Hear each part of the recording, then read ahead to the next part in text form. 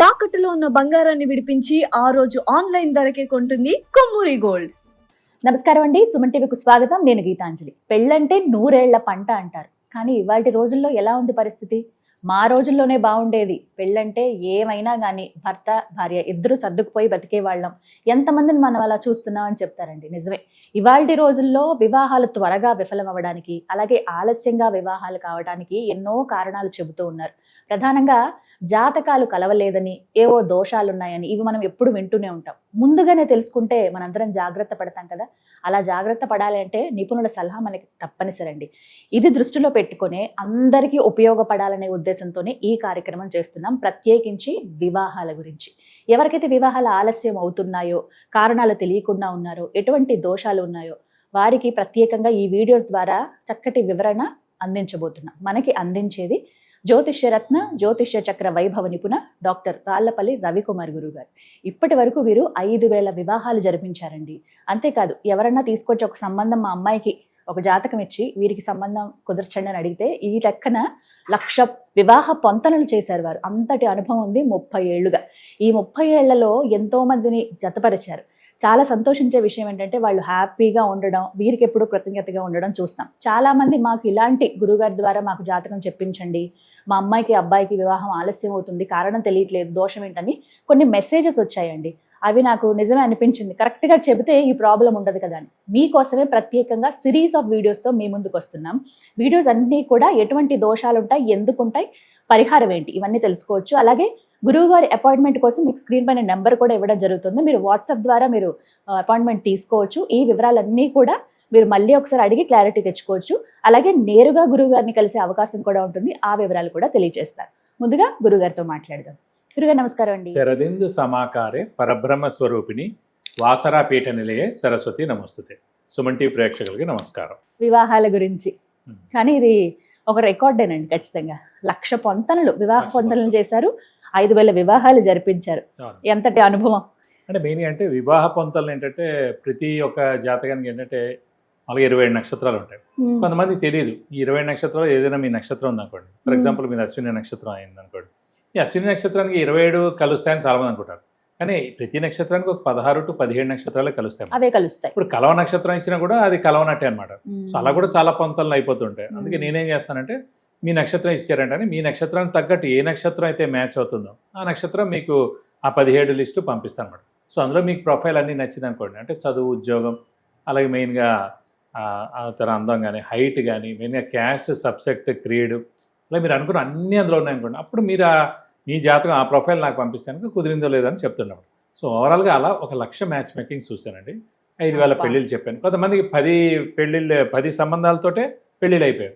కొంతమందికి ఫస్ట్ దాంతో అయిపోయాయి. కొంతమందికి హైయెస్ట్ నేను చూసింది బట్టి ఒక 400 ఒకళ్ళకైతే, ఒకళ్ళకి 350, ఒకళ్ళకి 300. వాళ్ళు అలా వెయిట్ చేశారు కూడా. కొంతమంది 2-3 ఏళ్ళు కూడా వెయిట్ చేశారు నా మాట నమ్మకం మీద. అయితే ఇవన్నీ కూడా దోషాలు వీటి వల్ల కూడా ఉంటాయండి. అంటే మనకి మేజర్ దోషాలు కుజ దోషం అని, నాగదోషం అని, కాలసర్ప దోషం అని, సప్తమ స్థానం బాలేక, అష్టమ స్థానం బాలేక, కుటుంబ స్థానం బాలేక, కొంతమందికి సంతానం ఉండదని ఉంటుంది, కొంతమందికి ఆరోగ్యం బాగుండదని ఉంటుంది, కొంతమందికి ఆయుష్ లేదని ఉంటుంది.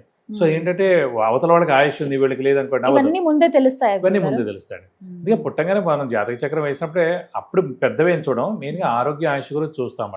లైక్ బాలరిష్ట దోషాలు ఏమైనా ఉన్నాయని కలిసి ఉండేవి, మెయిన్ విడాకులు అవ్వకుండా చూడాలి. మెయిన్ గా సప్తమ స్థానం బాగుండాలి. మెయిన్గా ఈగో ప్రాబ్లమ్స్ లేకుండా ఉండేటట్టు చూసుకోవాలి. ఒకరికి బాగా ఈగో ఉందండి, వీళ్ళు ఏంటంటే చాలా సాఫ్ట్ వాళ్ళని తీసుకురావాలి. అంతేకాని ఈగో పర్సన్ ఇచ్చి మ్యారేజ్ చేయకూడదు. సో అలా ఏంటంటే బాగా అన్యోన్యంగా ఉండేది, బాగా ఇద్దరు కలిసి ఉండేది. సో దెబ్బలాట్లేంది. ఇంకోటి నేచర్, స్వభావం ఉంటుంది అన్నమాట. మనకి లగ్నం కూడా బాగా కలిసింది అనుకోండి, స్వభావం బాగా కలిసినట్టు.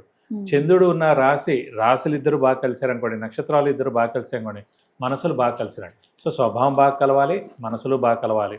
సో ఇంకా ఆరోగ్యం, ఆయుష్, యాక్సిడెంట్ ప్రోన్ ఏం లేకుండా, సర్జరీలు ఏం లేకుండా, మెయిన్గా అలవాట్లు ఏం లేకుండా, ఇలా ఇవన్నీ డీప్గా వెళ్ళాలన్నమాట. అవన్నీ బాగుంటాయి కనుక మనం ముందుగా ప్రొసీడ్. చిన్న ఏమైనా ఉంటాయి కనుక చిన్న పరిహారాలతో సర్దుకోవచ్చండి.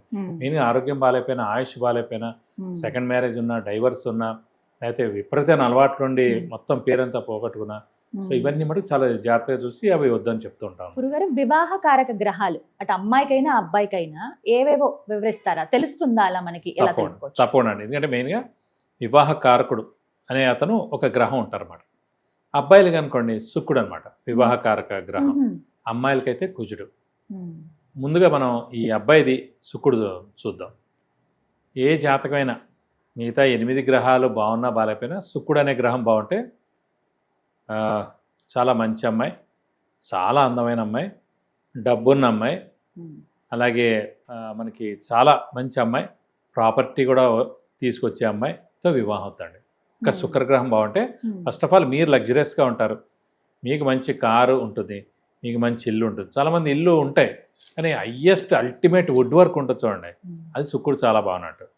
అలాగే ఆ ఇంట్లో మెయిన్గా ఎక్కువ ఏసీలు ఉండడం, అంతా లగ్జరియస్ ఐటమ్స్ పెట్టడం, సో డెకరేటివ్ ఐటమ్స్ పెట్టడం, ఇవన్నీ ఉంటాయి చూడండి, అదంతా శుక్రుడు అన్నమాట. So luxury. ఫర్ ఎగ్జాంపుల్ కార్లో ఉంది, మామూలు మ్యూజిక్ సిస్టమ్ ఉంటుంది, వేరే వాళ్ళని ఆ బోస్ ఏదో ఉంటుంది, వాడి ఇంట్లో బోస్ మ్యూజిక్ ఉంటుంది అన్నమాట. అంటే 50,000 ఉండే చోట ₹1,00,000 ఉంటుంది అన్నమాట. ఆ శుక్రుడు అనే గ్రహం ఒక్కటి బాగుంటే మగవాళ్ళకి, అంటే ఎవరికి బాగున్నా ఇవన్నీ బాగుంటాయి, కానీ మగవాళ్ళకి మటుకు భారీ యాడ్ అవుతుంది దాంతోపాటు. సో చాలా అందమైన అమ్మాయి, చాలా డబ్బున్న అమ్మాయి, మంచి జాబ్ చేస్తున్న అమ్మాయి. జాబ్ లేకపోతే ఖచ్చితంగా ఆస్తి ఖచ్చితంగా అమ్మాయికి వస్తుందన్నమాట. అలాంటి అమ్మాయితో పెళ్ళి అవుతుంది. సో ఇలాగే ఈ కుజుడు అనే గ్రహం అమ్మాయిలకి బాగుంటే కనుక, మెయిన్గా కుజుడు అనే గ్రహమే బాగుండాలి అమ్మాయిలకి. సో బెస్ట్ భర్త లభిస్తాడు. అంటే మెయిన్గా చాలా బాగా చూసుకోవడం, చాలా ప్రేమగా ఉండడం, అలాగే ఈ అమ్మాయికి ఏం కావాల్సినా కూడా అతను చేయగలగడం. సో వాళ్ళిద్దరు అన్యోన్యంగా ఉండడం, మనస్పర్ధలు లేకుండా ఉండడం. ఒక్క కుజగ్రహంతో ఇన్ని పాయింట్స్ అమ్మాయికి చెప్పేచ్చు. అలాగే అబ్బాయికి మొత్తం వాళ్ళ వైఫ్ గురించి చెప్పాలంటే శుక్రుడు అనే గ్రహం ఒక్కడు బాగుంటే మొత్తం వాళ్ళ గురించి అని చెప్పచ్చు అన్నమాట. ఇదే కుజుడు మెయిన్గా మన జాతకంలో 6, 8, 12 స్థానంలో ఉండకూడదు. 6వ స్థానం, 8వ స్థానం, 12వ స్థానం, దీన్ని దుస్థానాలు అంటారు. 6వ స్థానం debts, miseries, enemies. 8th house ఏంటంటే లాంగివిటీ, యాక్సిడెంట్స్, ఆయుష్. అలాగే మెయిన్గా ఆడవాళ్ళకైతే మెయిన్గా మాంగళ్య స్థానం. అలాగే 12th హౌస్ అంటే ఖర్చు స్థానం, నిద్రస్థానం. సో ఈ 3 ప్లేసెస్లో కుజుడు ఉండిపోతే వీక్గా అయిపోయినట్టు, మామూలుగా ఉన్నట్టు. ఇంకెక్కడ ఉన్నా కూడా 1st, 2nd, 3rd, 4th, 5th, 7th, 9th, 10th, 11th ఈ ప్లేస్ ఎక్కడున్నా బెస్టే కుజుడు, ఎక్సెప్ట్ 6, 8, 12లో. అలాగే కుజుడు మటుకు నీచలో ఉండకూడదు ఆడవాళ్ళకి మెయిన్గా. అంటే కుజుడు మెయిన్ భర్తకారకుడు అనుకున్నాం. సో అలాంటి కుజుడు మటుకు కర్కాటక రాశి అని ఉంటుంది, ఆ రాశిలో మటుకు కుజుడు నీచలో ఉండకూడదు. దాని మూలాన్ని పెళ్ళవదు, పెళ్ళైనా అబ్బాయితో సరిగ్గా అన్యోన్యంగా ఉండరు, సెకండ్ మ్యారేజ్ అవ్వచ్చు, వైధవ్య యోగం రావచ్చు, భర్త అనుకోకుండా చనిపోవచ్చు, అలాగే భర్తకి యాక్సిడెంట్ అవ్వచ్చు, అలాగే అతనికి పెద్ద సర్జరీ అవ్వచ్చు. ఈ కుజుడు నీచలో ఉండడం వల్ల ముందు మనకే, అంటే ఆ అమ్మాయికే పెద్ద సర్జరీ అవ్వచ్చు, పెద్ద యాక్సిడెంట్ అవ్వచ్చు, ఇలా. అందుకే కుజుడు అనేవాడు మెయిన్గా ఆరోగ్యకారకుడు, మెయిన్గా ఆడవాళ్ళకి సంతాన కారకుడు, ఈ ఆడవాళ్ళకి మెయిన్గా గైనిక్ కారకుడు. అంటే పీరియడ్ సరిగ్గా లేకపోయినా, అలాగే మెయిన్గా సంతానం నష్టం జరుగుతున్నా, అలాగే బ్లడ్ ప్యూర్గా లేకపోయినా, హిమోగ్లోబిన్ కౌంట్ తక్కువ ఉన్నా, చిన్న ఇలా ఇంట్లో లోపలికి వస్తున్నాం, తలుపు తగలడం, గడప తగలడం, ఇవన్నీ కూడా కుజుడే అండి. ఏదో కూరలు కట్ చేస్తున్నారు, చేయి తెగడం, అలాగే పావును మనం కళ్ళారా చూడడం, అలాగే మనకి కుక్కో లేకపోతే ఏదో వేరే యానిమల్స్ మనం వెంట పడడం, ఇవన్నీ కూడా కుజుడు అనమాట.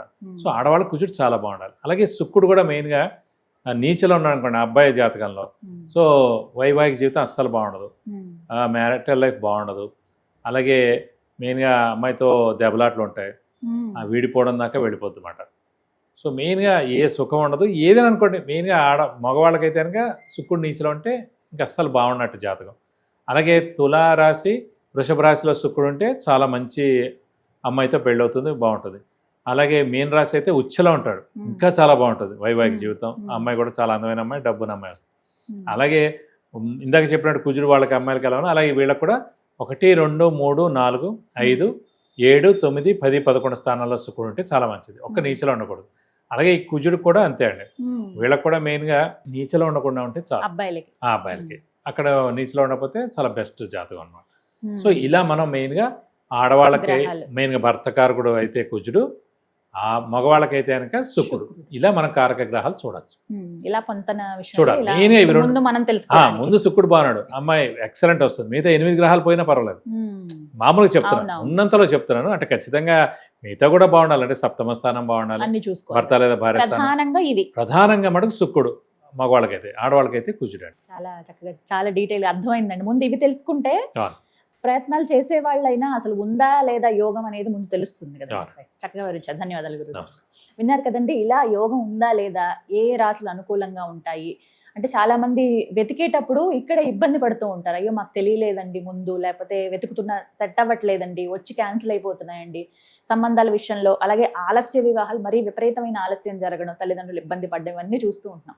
ఇలాంటి పరిస్థితులకు కారణాలు ఏంటి, అసలు జాతకం కరెక్ట్గా ఉందా లేదా తెలుసుకోవాలంటే మీరు నేరుగా గురువు గారిని కలవచ్చండి. కాల్ అపాయింట్మెంట్ తీసుకోవచ్చు, లేదా నేరుగా అపాయింట్మెంట్ తీసుకోవచ్చు. మరిన్ని వివరాల కోసం స్క్రీన్ మీద కనపడుతున్న నెంబర్కు కాల్ చేయండి. నమస్కారం.